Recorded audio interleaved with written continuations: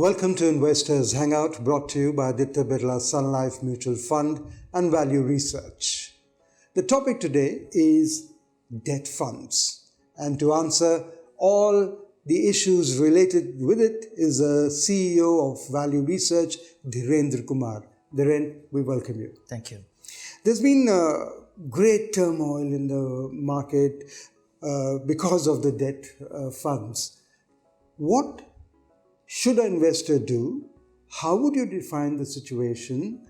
And should one have it in the portfolio? These are some of the questions that keep coming up. So let's go one by one. What's your opinion on the way the debt funds are behaving these days? Yes, there has been some surprise on debt fund, and understandable. We have discussed in previous episodes of this hangout sessions, and this will happen. One has to really understand the sense of, one should have a sense of magnitude, the scale. When something hits a headline of economic times, we think that, okay, the world is crumbling. It is not so. The scale of problem is small. Okay. Of course, that scale of problem might be small, but it could be an investor's 100% money invested in the fund, and even that small problem might have a very disproportionate impact on his savings or investments. But let's look at the inevitability of debt. One is that you need to put your money in fixed income, simply because it is relatively much safer. Perceived safety as well as safety by design. Markets can go crazy about equities, not in fixed income. Fixed income, you have three things. How good is a company? Will it repay your principal and interest? And that instrument carries a interest rate, and it has a defined tenure. So all the problem in fixed income will get over in a defined period.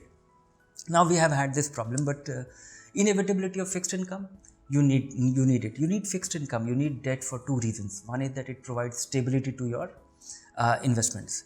So, and it must be embedded as any allocation. We keep talking about it. We tell investors that even if you are investing in equity, start with a balanced fund, because 35% debt allocation in a balanced fund will provide you stability. If you're looking for income, look at equity income fund, so that 35% equity will ensure that it has the potential to match inflation or beat inflation better, but 65% will provide you reasonable stability.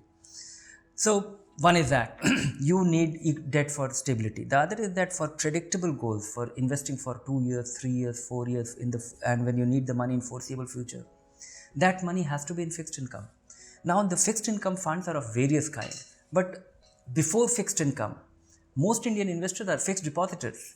That is a debt. That is the first level of debt. Your PPF account is a debt, is a debt investment, which you lend it to the government, or the post office MIP, which is another popular thing.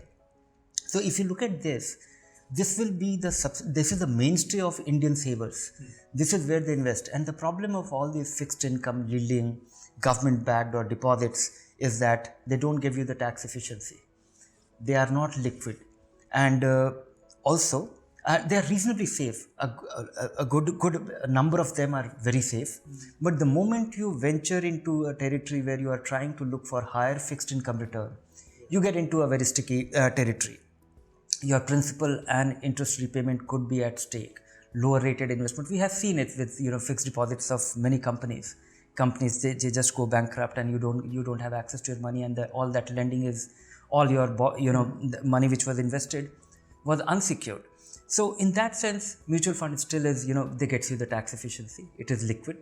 And then comes which one to get into. I think investors need to really narrowly define what they will not be investing in, because that is the way to approach it. Be extremely cautious of it. You need fixed income funds. You need to invest in debt. Okay. But this crisis should not be a opportunity to avoid it altogether. Okay, what I hear and what I decipher is that don't throw your debt funds out of the window. Absolutely. So you need to have them. It's useful. It's useful. Important. But for what reasons? What reasons? Of course, you mentioned about the fixed deposits. Liquidity. Liquidity Tax and efficiency. favorable taxation and also diversification and higher return. Higher return. So, these are good enough reason. And such situations like no return on your 2-year investment, 3-year investment should not create a situation that you avoid a good thing altogether forever. So how does an investor go about it? How does one invest in debt funds in a given scenario? Are there ways in which one should? Yes, First absolutely. and foremost, I think one should understand what the problem is, understand what the risk is. Absolutely. But it is very important to understand the risk of the debt funds. And most investors, they get carried by, once again, the perpetual problem that we are chasing past performance, what has done very well or extraordinarily well in recent past. We try to ride it. And that is where you assume a risk. And particularly fixed income funds, they turn around when you least expect it. I have seen it in the last 15 years, ever since the gilt funds were created, the long-term gilt funds. They are the set of funds which, if interest rates are going to go down, then those funds appreciate very handsomely. Okay. Because only the government securities are available with long maturity dates. So, longer the maturity, interest rates goes down by 1%, 2%, they can potentially go up by 4%, 5% if it's a 15-year, 20-year bond. Okay. So, for those kind of gains, and when an investor sees those recent performance as, 15%, 12% return, they invest, and then inevitably we see that, the tide has turned, the interest rates outlook has changed, and then they are hit with a loss. Don't chase recent past performance, rule 1. The other is that don't get into any of the exotic things. Liquidity is very crucial. Your ability to take your money back anytime with fixed income. So with that, there are 16 kinds. This industry has, also gone about complicating. For understandable reason, a large sales force has to be in the market, and, they try and craft products which are very specialized. In fact, now SEBI has defined 16 kind of fixed income funds. It's very hard for me to explain it to. 16 is 16 are too many. Besides 16, you have FMPs. Besides 16, you have many kind of hybrid which are dominantly fixed income. So there are 16 kind of open-end debt funds. Most investors should give it a pass. Most of them.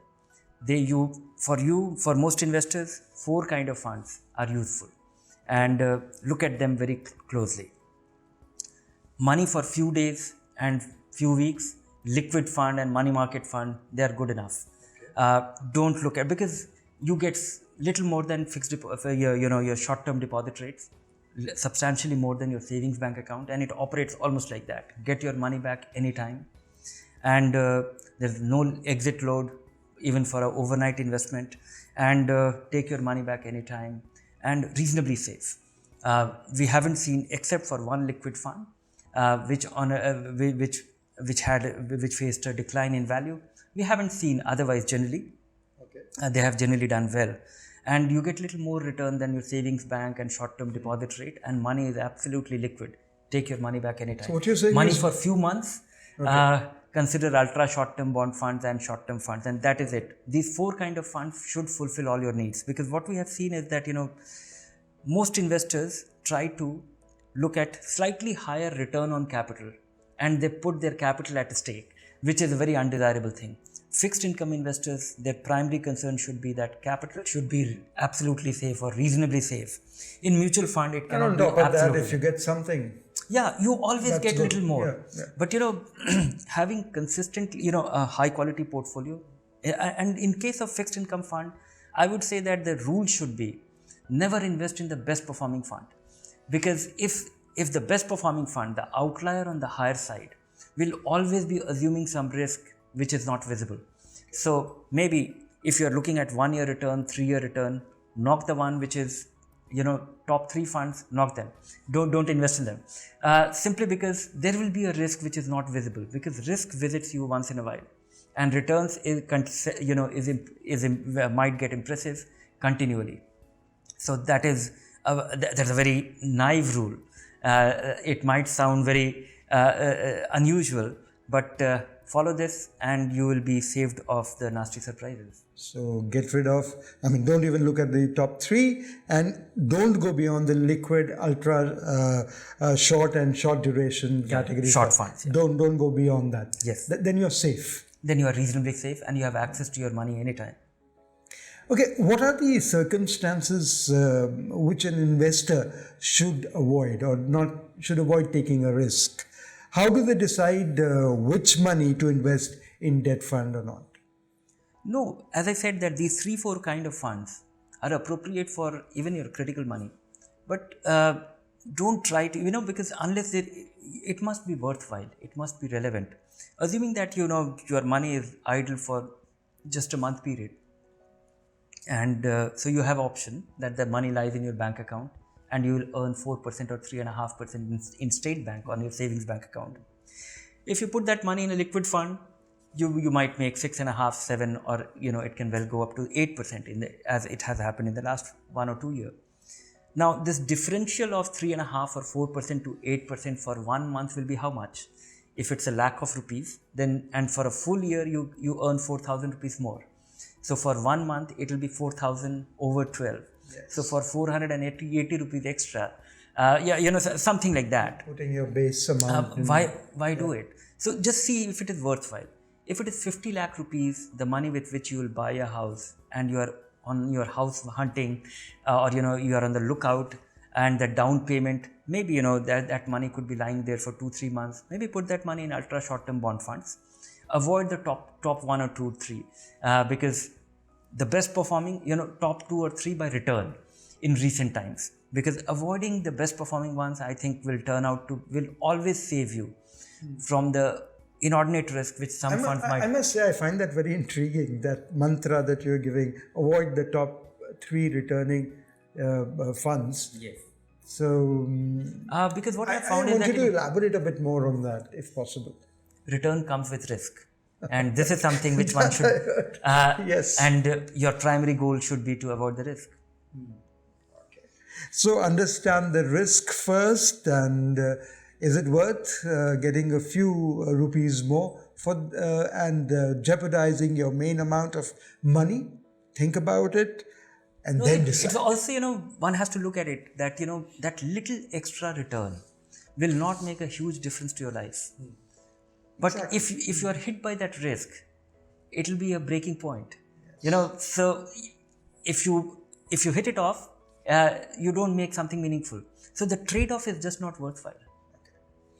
So hope you understand that. Avoid the top 3 funds that give you the return when you are into the debt category.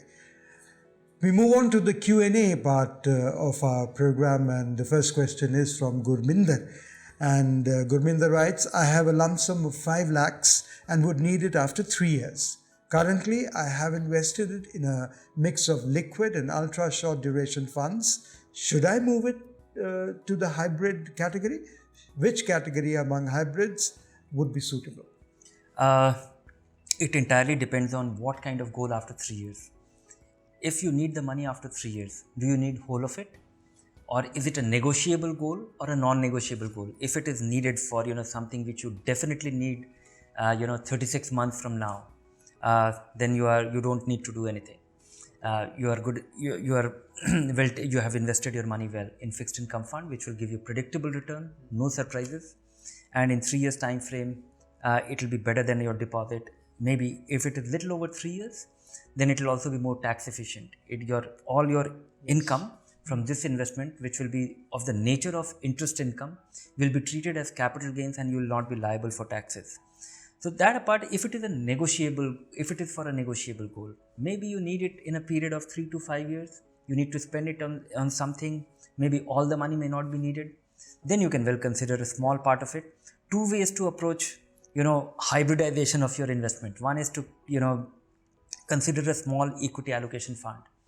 That could be equity income fund. 10 to 15 or 20% of that money will be in equity. Remaining will be fixed income. They will also be higher yielding fixed income investment. So it entirely depends, negotiable or non-negotiable goal. That should actually drive your action plan. So for example, if he wants to buy a house or something and he wants to give. Yes. In that case, it depends. You will start looking out for it. And there is a possibility you just might get a positive surprise too. Assuming that you want that money in 3 years or 3 years time, and your hybrid fund investment with 10-15% allocation just turns out to be, because they can yield more return. And if we get lucky with the market, it can well go up to 12-15%, which can help you achieve the goal better. You will have superior, better return, and the downside is protected. Your 20% allocation to equity, even if equities goes they go down by 5-10% in a 3 years time frame, still you will not be out of pocket. Your fixed income return will be consumed by the equity decline, but that looks A unlikely. little over 3 years will give him tax benefit. Tax benefit. So no, tax benefit, yes. 3 years investment gets you that indexation benefit. The next question is from Ronak, and he writes, how should I get to know if my debt fund has created side pocket for defaulted bonds?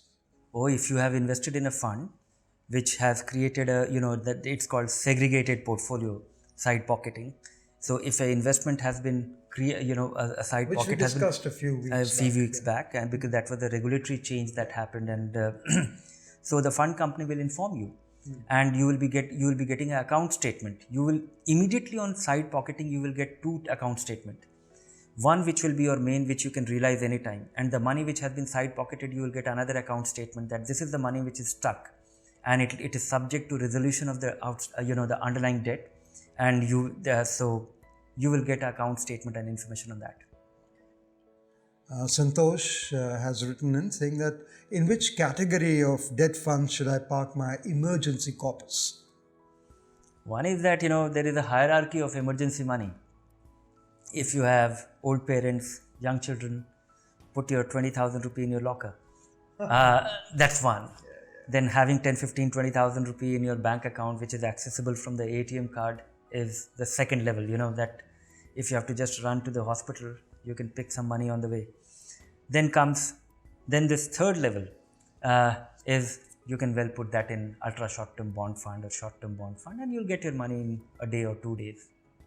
Our next question is from Prathamesh, and he says, is it wise to opt for the weekly systematic transfer plan instead of the SIP, monthly SIP?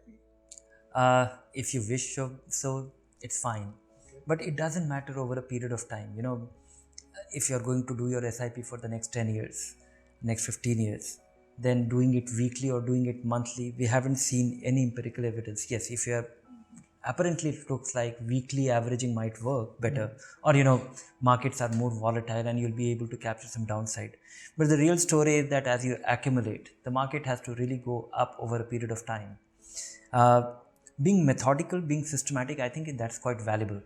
Weekly or monthly? Weekly, monthly, or quarterly, or annual. Because if somebody is making an annual investment and does that annual investment over the next 30 years in a tax saving fund, always in the month of February, he's a SIP investor, and you have been able to average it over a period of time, accumulate and not take your money out.